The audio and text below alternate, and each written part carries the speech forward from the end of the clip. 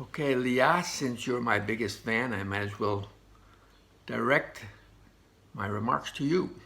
So, the title of this is A Major Moral Principle in Judaism That You Probably Never Heard of. And I say that because there is a very famous principle in Judaism. It's actually based on a verse in the Torah, which says, V'ahavta rayacha kamocha, love your friend as yourself. I'm hoping that maybe you did hear of that one. It's a very basic, talking about interaction between people. You know, that just as much as you care about your own needs, you have to care about your friends' needs. And there's an interesting opinion that the word reacha actually means yourself, that you have to care about yourself and honor yourself and look out for your own needs as well. Don't neglect yourself. But as famous as that is, there's something equally obscure that the Medrash actually brings together. And interesting is, in other sources in the Torah, for example, the Jerusalem Talmud and the Sifra, it's actually brought as, here's what Rabbi Akiva said, V'ahavta re'acha kamocha, love your friend as yourself. And here's one by someone named Ben Azai who claims that his principle is even more important than that of Rabbi Akiva. So what is that most important one? Well, when you look at the words, you'd say, I don't get it. It's based on a verse at the end of, we had just finished talking about Cain and Hevel, and in Parshat Bereshis, we're about to transition into the rest of the generations. We're going to quickly go through them until we get to the flood. We'll get to Noah. So there's a transition phrase in the middle, and it says, Zeh Sefer Tolot Adam, Biyomi bara Elokim Odo, Biyom bara Elokim Adam, B'dmut Elokim Aso. This is the book of the generations of Adam. On the day God created him, he was created in the image of God. And this sounds like a very transition phrase. What in the world is what fundamental message is actually emerging from this? So let's try to put the two, one against the other. So Rabbi Akiva is basically saying that you have to love all of mankind. You have to realize that everybody in the world was put here for a reason, and people you interact with are there for a reason. Even if they're good for you, if they hurt you, you have to have faith in God that everything happens for a reason, and that from that faith in God you will come to respect everyone and know that it's all for the good. And you have to, you have to look out for their welfare as well. And similar to Ben Azai, he says, because after all, everyone was created in the image of God, so you have to respect everybody. And so if you really believe that God runs the world, so everybody will seem important in your eyes. Everybody was created in the image of God. Very nice. Now, what does Ben Azai say? What does he see in this verse that basically just sounds like a transition line of, okay, these are the generations of Adam, and he was originally created in the image of God. So interesting, there's the commentaries say that what Ben Azai wants you to focus on is the fact that Adam and Eve were created by God in the image of God, and they were in a very, very high spiritual level, one that we can't even perceive. The only way we could perceive it is sort of in a negative way. If you listen to the news right now and you see all the kind of lying and politics and half-truths and mistruths, that's our world. They were in a different state of truth that we can't even imagine.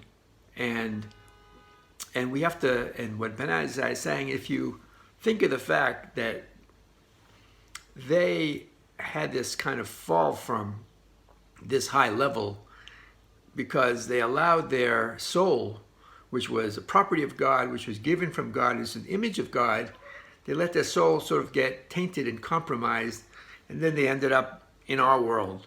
And so the lesson from there is that we too have a soul. Each of us have a soul that was given by God, which is basically pure part of God, and we too have to go through life safeguarding that soul. And it sounds like kind of a preachy, simple idea, but think about it. How many of us even recognize that we have a soul, and it's part of us, and the soul sort of has rights and needs and wants. And we're saying, look at that soul, see what your soul wants, and safeguard it. It doesn't want to be involved in misdeeds. It doesn't want to be involved in immorality. It wants to stay pure. It came from God. So try to safeguard your soul so you won't have the same kind of, expulsion like Adam went through. So that's basically the idea here. And it actually, if you go back to Rabbi Akiva again, there's something interesting, because the Medrash continues to expound on Rabbi Akiva, Aftarecha Kamocha, love your friend as yourself. And it says something which to me sounds like the essence of psychology. It sounds like Rabbi Akiva was saying what Freud would be saying centuries later. Listen to his words. He says, Shelo tomar hoel benizbasti itvazech haveri mi, hoel benakalti kalech haveri mi. In other words, don't go through life saying the trauma that happened to me is going to be part of my personality, and that's how I'm going to treat others. Now, maybe it's something they're not even conscious of. That's why, in modern psychology, they sit down and I ask you, what kind of childhood did you have? What kind of trauma did you have from people that you interacted with? Because these people affected you, and everybody that you interacted with affected you, and now that's the way you carry on your affairs with other people, right? I'm oversimplifying it. I can't do this as well as Ariel, but this seems to be what psychology is trying to dig at. What are the root causes of your personality now? So it's interesting, because it sounds to me echoes of the same thing. The Medrash is saying, don't go through life saying, okay, well, I was influenced in a bad way because of this people hurt me and that person hurt me, and so I now have a right to go and hurt other people because I'm going to treat them like I was treated. That is not Haftarech Hamocha. That is not loving your neighbor as yourself. That's not loving your friend as yourself. You need to say, they deserve more. I'm not going to be influenced by whatever trauma I went through. I'm going to just do the right thing in my relationship with people. So that is the essence, again, of Rabbi Akiva. So in summation, I find it interesting that there are two major stories at the beginning of the Torah. One is the Adam and Chava, who were exiled from the Garden of Eden because they ate the forbidden fruit, and the other is Cain and Hevel, two brothers, one killed the other. And it seems like almost that you could look at this difference of opinion of what the major moral principle of Judaism is.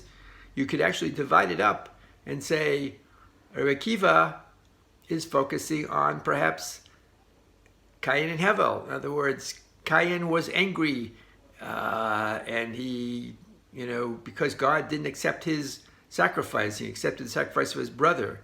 He was angry at God. It was a passion crime. He turned around and took it out on his brother. His brother paid with it for his life. He didn't say, okay, I'm angry at God. I have to work it out with God. I can't take this out of my brother. Why should I kill my brother? So he violated v'haftarecha kamocha, loving your brother as yourself. He should have said, wait a second, I don't want to take the trauma that I just experienced and now turn it on someone else. That is not what is expected from me. That's Rabbi Akiva. And perhaps Ben Azai, he's the one who goes back to the original story of Adam and said, wow, he had a pure soul, and it was compromised by eating from the forbidden fruit. And we all have pure souls. We all have a soul, as I said, part of God. And we too have to be conscious and start to think, what does my soul need? What does my soul want? How do I protect it? How do I safeguard it? So I too don't have a downward transition. That, I think, could be another way of looking at this difference of opinion. Hope that makes sense. Love you all. Take care.